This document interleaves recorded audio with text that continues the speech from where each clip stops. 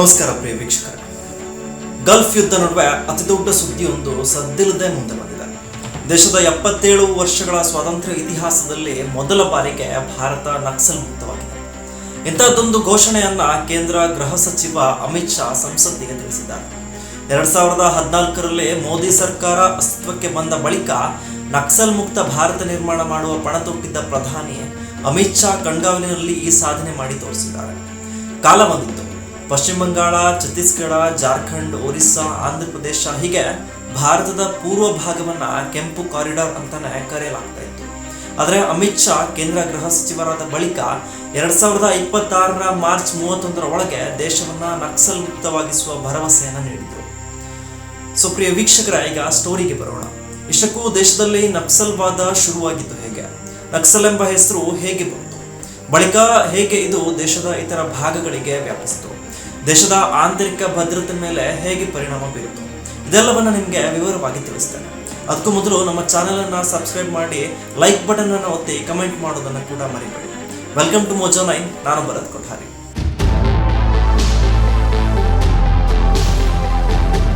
ಹಾಗಾದ್ರೆ ಪ್ರಿಯ ವೀಕ್ಷಕರೇ, ನಕ್ಸಲಿಸಂ ಅಂದ್ರೇನು? ಇಂದಿನ ಜಂಜಿ ಪೀಳಿಗೆಗೆ ಇದರ ಬಗ್ಗೆ ಮಾಹಿತಿ ಇದೆಯೋ ಇಲ್ವೋ ಗೊತ್ತಿಲ್ಲ. ಪಶ್ಚಿಮ ಬಂಗಾಳದ ನಕ್ಸಲ್ ಬಾರಿ ಅನ್ನುವ ಪ್ರದೇಶದಲ್ಲಿ 1967ರಲ್ಲಿ ಮೊದಲ ಬಾರಿಗೆ ಅಲ್ಲಿನ ಜಮೀನ್ದಾರಿ ಪದ್ಧತಿಯ ವಿರುದ್ಧ, ಜಮೀನ್ದಾರರ ದಬ್ಬಾಳಿಕೆ ವಿರುದ್ಧ ಕೃಷಿ ಕಾರ್ಮಿಕರು ಶಸ್ತ್ರಾಸ್ತ್ರ ದಾಳಿಯನ್ನ ಮಾಡ್ತಾರೆ. ಜಮೀನ್ದಾರರ ಗೋದಾಮ್ಗಳಿಗೆ ಬೆಂಕಿ ಇಡಲಾಗುತ್ತೆ. ಬಿಲ್ಲು ಬಾಣದ ಮೂಲಕ ಪೊಲೀಸ್ ಅಧಿಕಾರಿಗಳ ಮೇಲೆ ದಾಳಿ ಮಾಡಲಾಗುತ್ತೆ. ಜೀತ ಪದ್ಧತಿ, ಬಡ್ಡಿ ವಸೂಲಿ, ಭೂವಂಚನೆ ವಿರೋಧಿಸಿ ಸಾಮಾನ್ಯ ರೈತರ ದಂಗೆಗೆ ಏಳ್ತಾರೆ. ಆಗಷ್ಟೇ ಸ್ವಾತಂತ್ರ್ಯ ಪಡೆದು 2 ದಶಕ ತುಂಬಿದ್ದ ಭಾರತದಲ್ಲಿ ಅತಿ ದೊಡ್ಡ ಸಂಚಲನ ಸೃಷ್ಟಿ ಮಾಡಿತ್ತು. ಬಳಿಕ ಹಿಂಸೆಗೆ ವಾಮಪಂಥಿ ಅತಿವಾದಿ ಚಳುವಳಿಯ ಸೋಂಕು ತಟ್ಟಿತು. ಸಶಸ್ತ್ರಗಳ ಮೂಲಕವೇ ಬದಲಾವಣೆ ತರ್ತೀವಿ ಎಂಬ ವಿತಂಡವಾದದ ಮೂಲಕ ಜನಯುದ್ಧ ಎಂಬ ಹಣೆಪಟ್ಟಿಯನ್ನ ಈ ದಾಳಿಗಳಿಗೆ ನೀಡಲಾಯಿತು. ಪಶ್ಚಿಮ ಬಂಗಾಳದ ನಕ್ಸಲ್ ಬಾರಿಯಲ್ಲಿ ಈ ಹೋರಾಟ ಶುರುವಾದ ಕಾರಣಕ್ಕೆ ಇದಕ್ಕೆ ನಕ್ಸಲ್ವಾದ ಎಂದು ಹೆಸರಿಡಲಾಯಿತು. ಬಳಿಕ ಪಕ್ಕದ ಚೀನಾದ ವಾಮೋ ಜಡಾಂಗ್ನಲ್ಲಿ ಅಲ್ಲಿ ನಡೆಸಿದ ಸಶಸ್ತ್ರ ಕ್ರಾಂತಿಯನ್ನ ಭಾರತ ಕಮ್ಯುನಿಸ್ಟ್ ಪಕ್ಷ ಮಾವೋವಾದಿ ಹೆಸರಿನಲ್ಲಿ ದೇಶಾದ್ಯಂತ ಸಶಸ್ತ್ರ ಹೋರಾಟ ನಡೆಸಲಾಯಿತು. ಸಿಪಿಐ ವಾಮೋವಾದಿ ಎಂಬ ಹೆಸರಿನಲ್ಲಿ ಕಾರ್ಯನಿರ್ವಹಿಸುತ್ತಲೇ ದೀರ್ಘಾವಧಿಯ ಗೆರಿಲ್ಲಾ ಯುದ್ಧ, ಅರಣ್ಯ ಆಧಾರಿತ ಕೆಂಪು ಕಾರಿಡಾರ್ ನಿರ್ಮಾಣ, ಜನ ನ್ಯಾಯಾಲಯಗಳ ಮೂಲಕ ಸಮಾನಾಂತರ ಆಡಳಿತ ನಡೆಸುವುದು ಇವರ ಮೂಲ ಮಂತ್ರವಾಯಿತು.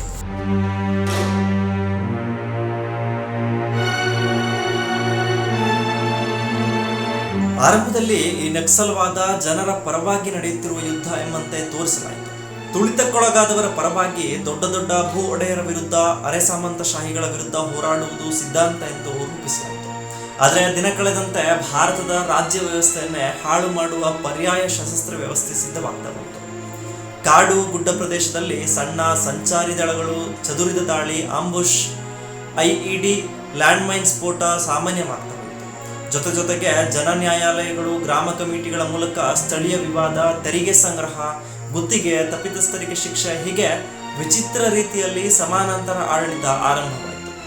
ಕೆಲ ಭಾಗದಲ್ಲಿ ಗಣಿಗಾರಿಕೆ, ಅರಣ್ಯ ದಂಧೆ, ರಸ್ತೆ, ಸೇತುವೆ ಕಾಮಗಾರಿ, ಸ್ಥಳೀಯ ವ್ಯವಹಾರಗಳ ಮೇಲೆ ರಕ್ಷಣಾ ಮೊತ್ತದ ಹೆಸರಿನಲ್ಲಿ ಸುಲಿಗೆ ಮಾಡಿ ಬಂದ ಹಣದಿಂದ ಅಕ್ರಮವಾಗಿ ಆಯುಧಗಳನ್ನು ಖರೀದಿಸಲಾಗ್ತಾ ಇತ್ತು.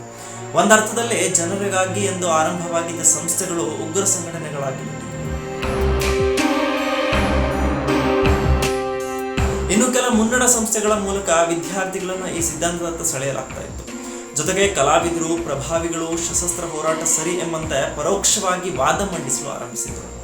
ಇನ್ನು ವಿವಿಧ ಹಕ್ಕುಗಳ ಸಂಘಟನೆಗಳ ಮೂಲಕ ಸಮಾನಾಂತರ ಆಡಳಿತಕ್ಕೆ ಪರೋಕ್ಷ ಬೆಂಬಲ ನೀಡಲಾಗ್ತಾ ಇತ್ತು. ಜನಶಿಕ್ಷಣ, ಉದ್ಯೋಗ ಎಂಬ ಹೆಸರಿನಡಿಯಲ್ಲಿ ಯುವಕರನ್ನ ಅಂಡರ್ ಗ್ರೌಂಡ್ ಸೆಳೆಯುವ ಹುನ್ನಾರ ನಡೆಸಲಾಗ್ತಾ ಇತ್ತು ಎಂಬುದು ಈ ಸಂಘಟನೆಯ ವಿರುದ್ಧ ಇರುವ ಆರೋಪ. ಇನ್ನು ದೇಶದ ಆಂತರಿಕ ಭದ್ರತೆಯ ಮೇಲೆ ಹೀಗೆ ಕೆಂಪು ಉಗ್ರರು ಭಾರೀ ಪರಿಣಾಮ ಬೀರಿದರು. ದಶಕಗಳ ಕಾಲ ದೇಶದ ಒಳಗಿನ ಭದ್ರತೆಗೆ ಸವಾಲು ಹಾಕಿದರು.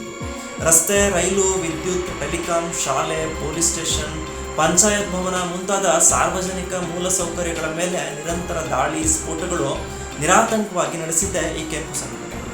ಪರಿಣಾಮ 20,000ಕ್ಕೂ ಅಧಿಕ ಮಂದಿ ಹಿಂಸಾ ದಾಳಿಗೆ ಬಲಿಯಾದರು. ಪ್ರಜಾಪ್ರಭುತ್ವದ ಮೂಲ ಬೇರಾಗಿರುವ ಚುನಾವಣೆಗಳೇ ನಕ್ಸಲ್ ಪೀಡಿತ ಪ್ರದೇಶದಲ್ಲಿ ನಿಂತು ಹೋಗಿವೆ. ಪ್ರಿಯ ವೀಕ್ಷಕರೇ, ಭಾರತದ ಇತಿಹಾಸದಲ್ಲಿ ನಡೆದಂತಹ ದೊಡ್ಡ ನಕ್ಸಲ್ ದಾಳಿಗಳನ್ನು ನೆನೆಸ್ಕೊಂಡ್ರೆ ನಿಜಕ್ಕೂ ಆತಂಕವಾಗುತ್ತೆ. 2010ರ ಏಪ್ರಿಲ್ನಲ್ಲಿ ಛತ್ತೀಸ್ಗಢದ ದಂತೇವಾಡದಲ್ಲಿ ಸಿಆರ್ಪಿಎಫ್ ಕೇಂದ್ರದ ಮೇಲೆ ನಕ್ಸಲ್ ದಾಳಿ ನಡೆಯಿತು.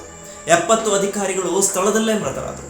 ದೇಶದ ಇತಿಹಾಸದಲ್ಲಿ ಪೊಲೀಸ್ ಪಡೆಗಳ ಮೇಲೆ ನಡೆದ ಅತಿದೊಡ್ಡ ದಾಳಿಗಳಲ್ಲಿ ಇದು ಒಂದು. ಅದೇ ರೀತಿ ಛತ್ತೀಸ್ಗಢದ ಬಸ್ತರ್ ಜಿಲ್ಲೆಯ ದರ್ಬಾಘಾಟಿ ಪ್ರದೇಶದಲ್ಲಿ 2013 ಮೇ 15ರಂದು ಕಾಂಗ್ರೆಸ್ ಪಕ್ಷದ ನಾಯಕರು ಚುನಾವಣೆ ರ್ಯಾಲಿ ಮುಗಿಸಿ ವಾಪಸ್ ತೆರಳುತ್ತಿದ್ದ ವೇಳೆ ಅಡ್ಡಗಟ್ಟಿ ನಾಯಕರ ಹಾಗೂ ಕಾರ್ಯಕರ್ತರ ಮೇಲೆ ನಕ್ಸಲೀಯರು ಗುಂಡಿನ ಮಳೆಗೆರೆದಿದ್ದರು. 25 ಮಂದಿ ಸ್ಥಳದಲ್ಲೇ ಕೊನೆ ಉಸಿರೆಳೆದರು. ಅದೇ ರೀತಿ 2017ರಲ್ಲಿ ಛತ್ತೀಸ್ಗಢದ ಸುಕ್ಮಾ ಪ್ರದೇಶದಲ್ಲಿ ಸಿಆರ್ಪಿಎಫ್ ಜವಾನರ ಮೇಲೆ ದಾಳಿ ನಡೆಸಿದ ಪರಿಣಾಮ 25 ಮಂದಿ ಮೃತರಾದರು. ಹೀಗೆ ನಕ್ಸಲೀಯ ಹಿಂಸೆ ಭಾರತ ನೆಲವನ್ನ ಅದೆಷ್ಟೋ ಬಾರಿ ಕೆಂಪಾಗಿಸಿದೆ. ಇಷ್ಟೆಲ್ಲ ಆಗಿದ್ರೂ ಸಹ ಕೇಂದ್ರ ಸರ್ಕಾರ ಏನು ಮಾಡಿಲ್ವಾ ಅನ್ನೋ ಪ್ರಶ್ನೆ ಸಹಜವಾಗಿ ಹುಟ್ಟಿದೆ. ಹಿಂದೆ 2010ರಲ್ಲಿ ಸಿಆರ್ಪಿಎಫ್ ಕೇಂದ್ರದ ಮೇಲೆ ದಾಳಿ ನಡೆದಾಗಲೂ ಕೇವಲ ತನಿಖೆ ಅಂತ ಕೈ ತೊಳೆದುಕೊಳ್ಳಲಾಯಿತು. 2013ರಲ್ಲಿ ಕಾಂಗ್ರೆಸ್ ನಾಯಕರೇ ಹತರಾದರು. ಎನ್ಐಎ ತನಿಖೆ ಅಂತ ಸುಮ್ಮನಾಗಿಸಲಾಯಿತು. 2017ರ ದಾಳಿಯ ಬಳಿಕ ಕೇಂದ್ರ ಸರ್ಕಾರ ನಕ್ಸಲ್ ಬೇರಿಗೆ ಕೈ ಹಾಕಿತು. ಆಪರೇಷನ್ ನಕ್ಸಲ್ ಹೆಸರಲ್ಲಿ ವ್ಯವಸ್ಥಿತ ಯೋಜನೆ ರೂಪಿಸಲಾಯಿತು. ಮೊದಲಿಗೆ ಕಠಿಣ ಸಶಸ್ತ್ರ ಪಡೆಯನ್ನ ನಕ್ಸಲ್ ವಿರೋಧಿ ಕಾರ್ಯಾಚರಣೆಗೆ ಬಳಸಲಾಯಿತು. ಪಡೆಗಳಿಗೆ ಅಗತ್ಯವಿದ್ದ ಅತ್ಯಾಧುನಿಕ ಗನ್, ರಾತ್ರಿ ಕಾರ್ಯಾಚರಣೆಯ ನೈಟ್ ವಿಷನ್ ಯಂತ್ರ, ಡ್ರೋನ್, ಹೆಲಿಕಾಪ್ಟರ್ ಸೇರಿದಂತೆ ಎಲ್ಲಾ ಸೌಕರ್ಯಗಳನ್ನು ನೀಡಲಾಯಿತು.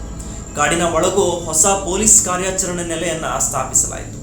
ಕಾರ್ಯಾಚರಣೆಗೆ ಬೇಕಾದ ಸಂಪೂರ್ಣ ಹಣವನ್ನು ನೀಡಲಾಯಿತು. ನಕ್ಷೆ ಆಧಾರಿತ ಇಂಟೆಲಿಜೆನ್ಸ್ ಅನ್ನ ಆಧರಿಸಿ ನಕ್ಸಲ್ ನಾಯಕತ್ವವನ್ನ ಹಂತ ಹಂತವಾಗಿ ಮುಗಿಸಲಾಯಿತು. ನಕ್ಸಲೀಯ ಸಂಘಟನೆಗೆ ಹರಿದು ಬರುತ್ತಿರುವ ಹಣದ ಮೂಲವನ್ನ ಬಂದ್ ಮಾಡಲಾಯಿತು. ವಿದೇಶಿ ಫಂಡ್ಗಳಲ್ಲದೆ ಆಂತರಿಕವಾಗಿ ಬರುತ್ತಿದ್ದ ದೇಣಿಗೆಯನ್ನ ಗುರಿಯಾಗಿಸಿ ಕಾರ್ಯಾಚರಣೆ ನಡೆಸಲಾಯಿತು. ರಾಷ್ಟ್ರೀಯ ತನಿಖಾ ದಳ ನಕ್ಸಲ್ಗೆ ಸೇರಿದ 40 ಕೋಟಿ ವಶಪಡಿಸಿಕೊಂಡ್ರೆ ಇಡಿ 12 ಕೋಟಿ ಮೌಲ್ಯದ ಆಸ್ತಿಪಾಸ್ತಿಗಳನ್ನ ಮುಟ್ಟುಗೋಲೆ ಹಾಕಿಕೊಂಡಿತು. ಹೀಗೆ ನಕ್ಸಲೀಯರ ಆರ್ಥಿಕ ಜಂಗಾಬಲವೇ ಮುಗಿದು ಹೋಯಿತು. ಇಷ್ಟೆಲ್ಲ ಆಗ್ತಾ ಇದ್ದಂತೆ ಕೇಂದ್ರದ ಸಶಸ್ತ್ರ ಪಡೆಗಳು ಛತ್ತೀಸ್ಗಢ, ಜಾರ್ಖಂಡ್, ಒರಿಸ್ಸಾ ಪ್ರಮುಖ ನಕ್ಸಲ್ ಕೇಂದ್ರದ ಮೇಲೆ ದಾಳಿ ನಡೆಸಿದವು. ಆಂಧ್ರ ಮತ್ತು ತೆಲಂಗಾಣದಲ್ಲಿರುವ ಪ್ರಮುಖ ಬೆಟ್ಟಗಳನ್ನ ನಕ್ಸಲೀಯರಿಂದ ಕೈವಶ ಮಾಡಿಕೊಂಡವು. ಸಂಪೂರ್ಣ ಕೆಂಪು ಕಾರಿಡಾರ್ ಅನ್ನೇ ಅರೆಸೇನಾ ಪಡೆಗಳು ತಮ್ಮ ತೆಕ್ಕೆಗೆ ತೆಗೆದುಕೊಂಡಿದ್ದಾವೆ. ಪರಿಣಾಮ 290 ನಕ್ಸಲರು ಸಂಘರ್ಷದಲ್ಲಿ ಮೃತಪಟ್ಟಿದ್ದಾರೆ. 1900ಕ್ಕಿಂತ ಹೆಚ್ಚು ಬಂಧನವಾಯಿತು. 881 ಜನ ಶರಣಾದರು. 2025ರ ಆರಂಭದಲ್ಲೇ 315ಕ್ಕಿಂತ ಹೆಚ್ಚು ನಕ್ಸಲರು ನಿಷ್ಕ್ರಿಯಗೊಂಡಿದ್ದು 860ಕ್ಕೂ ಹೆಚ್ಚು ಬಂಧನವಾದರೆ 2000 ಮಂದಿ ನಕ್ಸಲೀಯರು ಸರೆಂಡರ್ ಆದರು. ಹೀಗೆ ದೇಶ ಈಗ ಬಹುದೊಡ್ಡ ಹಿಂಸಾ ಸಂಘಟನೆ ಅಂತ್ಯಕ್ಕೆ ಇಂದು ಸಾಕ್ಷಿಯಾಗ್ತಾ ಇದೆ. ಯಾವುದೇ ಸಿದ್ಧಾಂತಗಳನ್ನ ಆಚರಣೆ ಮತ್ತು ಪ್ರಸಾರ ತಪ್ಪಲ್ಲ, ಆದರೆ ಹಿಂಸಾತ್ಮಕ ಹಾಗೂ ಪ್ರಜಾತಂತ್ರ ವಿರೋಧಿಯಾಗಿದ್ರೆ, ಮೇಲಾಗಿ ದೇಶದ ಭದ್ರತೆಗೆ ಆತಂಕಕಾರಿಯಾಗಿದ್ರೆ ಅದು ಖಂಡಿತ ಒಳ್ಳೆಯದಲ್ಲ. ಸೊ ಇದಾಗಿತ್ತು ಇವತ್ತಿನ ಸ್ಪೆಷಲ್ ಸ್ಟೋರಿ. ಇನ್ನಷ್ಟು ಇಂಟ್ರೆಸ್ಟಿಂಗ್ ಮಾಹಿತಿಗಳೊಂದಿಗೆ ನಿಮ್ಮ ಮುಂದೆ ಬರ್ತೇನೆ. ನಮಸ್ಕಾರ.